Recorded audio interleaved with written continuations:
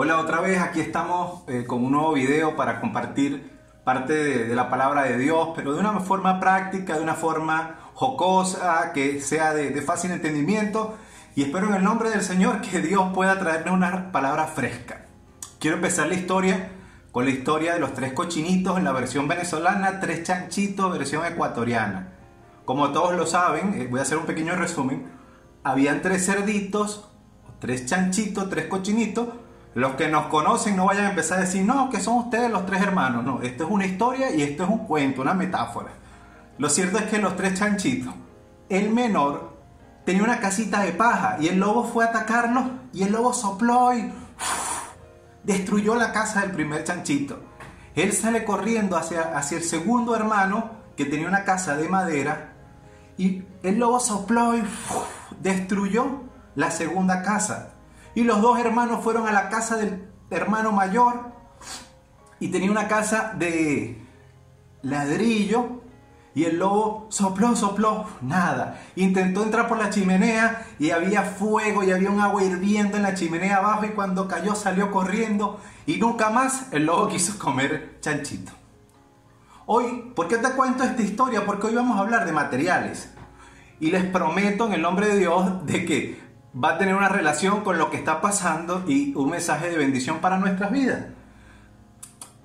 Yo soy ingeniero mecánico y en algún momento vi una materia que se llama materiales y nos daban una explicación acerca de cómo era el comportamiento de los materiales cuando eran sometidos a esfuerzo. Entonces se creaba una curva que se llama, si mal no recuerdo, curva de esfuerzo contra la elongación. Y era un ejercicio bien práctico. Tomábamos una probeta de metal y la íbamos estirando hasta que quebraba. Entonces, me acuerdo que en el laboratorio hicimos dos formas.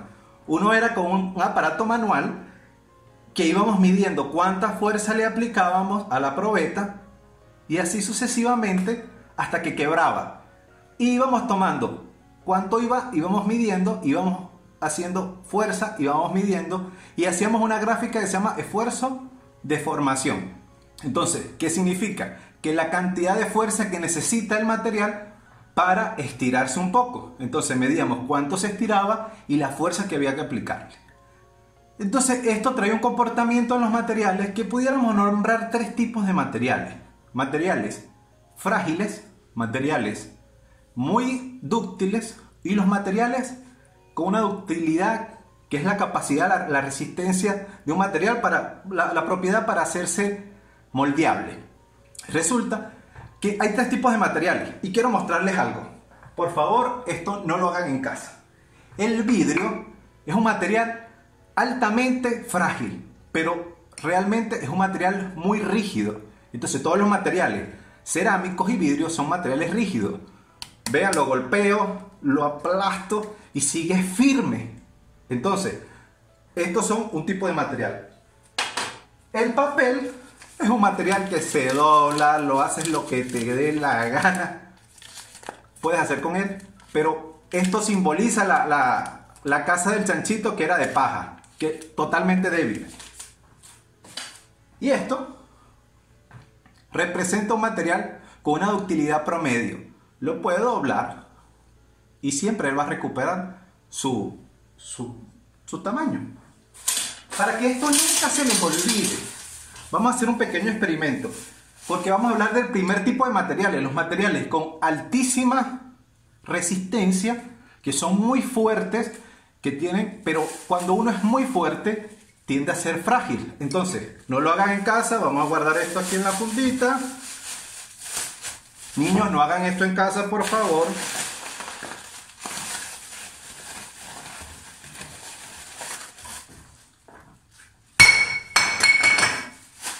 No se rompió. Segundo intento.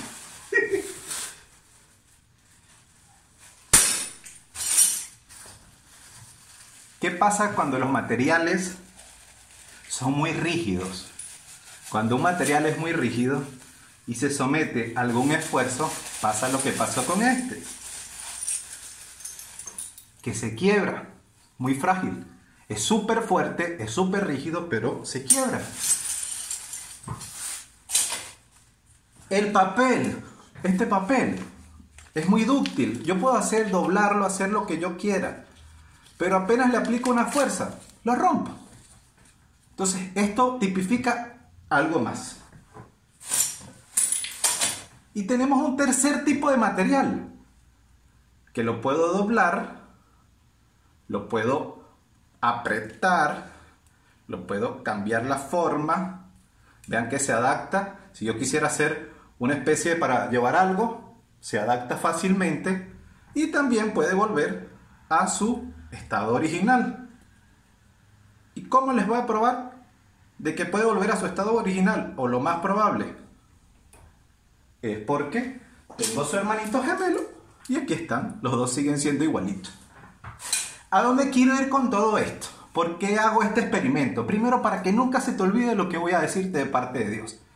Segundo, esto tipifica tres tipos de personas. Hay personas que son sumamente fuertes, que pasan problemas, pasan situaciones y tienden a quedarse rígidos y a quedarse fuertes y a no cambiar, a quedarse ante la adversidad con una rigidez. Y es interesante que este tipo de personas son sumamente necesarias, sobre todo en las familias. Y pudiéramos tipificarla con la madera del chanchito. Pero ¿qué pasa? ¿Qué pasa con este tipo de personas? Que cuando viene la adversidad, su dureza no les permite el cambio. Y cuando viene un cambio brusco, como vimos con el ejemplo de la botella, se quiebra, se parte y es casi imposible que vuelva. El segundo ejemplo tipifica personas que son como el papel, se dejan llevar por cualquier viento de doctrina, dice la palabra, cualquier cosa los mueve. Si le dicen feo, ¡ay, yo soy feo! Si a nadie lo saluda cuando va a la iglesia, no va más porque dice, ¡ay, ya en esta iglesia no hay amor de Cristo! Y bueno, resulta que este tipo de personas como que van por donde el viento los va llevando. Entonces, sencillamente, con cualquier brisita, se rompe. Hay un tercer tipo de personas, que son estos materiales que se adecúan a los cambios, que se adecúan a todo. Y si tienen que cambiar sus funciones, las cambian. Y si tienen que volver a su estado normal, vuelven a estar en su estado normal. Volviendo al gráfico que les decía, cuando ustedes vean un gráfico de esfuerzo y de formación, todos empiezan con una recta. Y esta recta se llama comportamiento elástico, que tú le haces fuerza y lo sueltas y vuelve a su estado natural. ¿Por qué hablo de todo esto? ¿Por qué, José, qué tiene que ver esto con la Biblia? ¿Qué tiene que ver esto conmigo? ¿Qué tiene que ver con lo que Dios está haciendo en mi vida? Tiene que ver muchísimo, porque ya, si seguimos hablando de que hay una crisis, vamos a pasar años en esto. Definitivamente hay una crisis, es un hecho evidente. La vida cambió. Las nuevas noticias es que dicen hay una nueva realidad, el mundo cambió y no va a ser conocido como antes. Yo discrepo un poco, porque pensaría que en el corto plazo o el mediano plazo vamos a volver como antes, pero a cortísimo plazo ya nuestro mundo cambió. Hay una nueva realidad. Y pensando acerca en la Biblia, una historia que reflejara esto, me hizo recordar cuando el pueblo cuando el pueblo judío específicamente, fue exiliado a Babilonia y ellos cambió su realidad. Ya no era el mismo pueblo, o eran las mismas personas, pero no estaban en el mismo sitio. Y quiero que sepan que para los judíos era muy importante el templo de Jerusalén, el templo que había construido Salomón. Para ellos eso tipificaba prácticamente la presencia de Dios. Entonces ellos son arraigados de su tierra, los llevan a otro sitio y tienen una nueva realidad. Ellos pudieron decir, bueno, no vamos más al templo y nos cambiamos de religión, por ejemplo.